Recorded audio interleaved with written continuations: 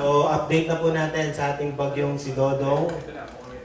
So, as of 10 a.m., si Dodong po, si Typhoon Dodong ay nasa layong 210 kilometers northeast po ng Virac Catanduanes or nasa 460 kilometers silangan po ng Infanta, Quezon.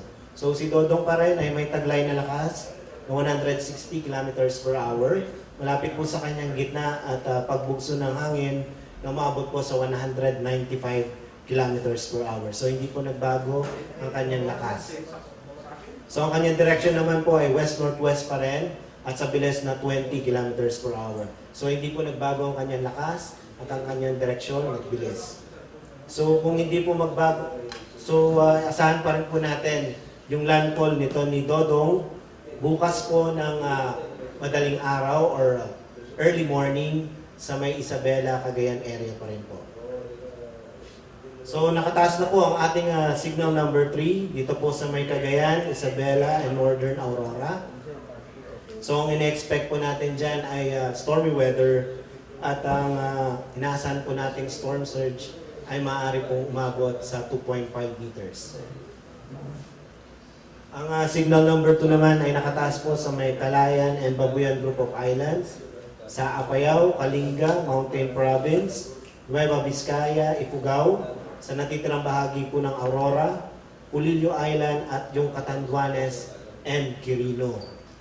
So ganun din po ang mararanasan dyan sa signal number 2 ay stormy weather din po at yung storm surge na abot sa 2.5 meters.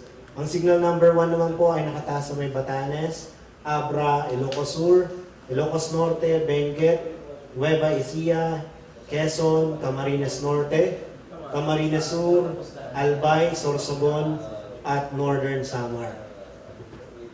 So, ano po bang aasahan natin dito kay Dodong? So, ang estimated rainfall amount po ay heavy to intense sa loob po ng 200 km diameter po ng bagyo.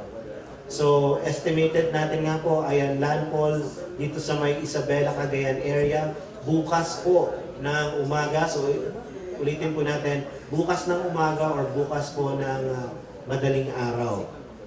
At ang exit po nito ng landmass ay via Apari, Cagayan by Sunday afternoon po. And then ang exit po niya ng ating PAR ay Monday evening. So asahan pa rin po natin yung pagkakaroon ng mga possible flash floods and landslides lalo na po sa may mga storm warning signals. At ganun din po, ulitin po natin yung storm surge ay maaari pong umabot na hanggang 2.5 meters.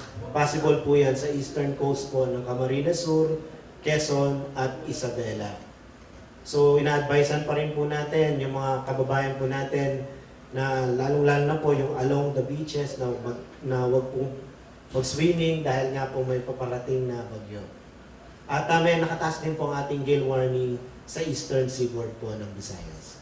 So yun lamang po, meron po bang tanong? May signal number 3 na tayo.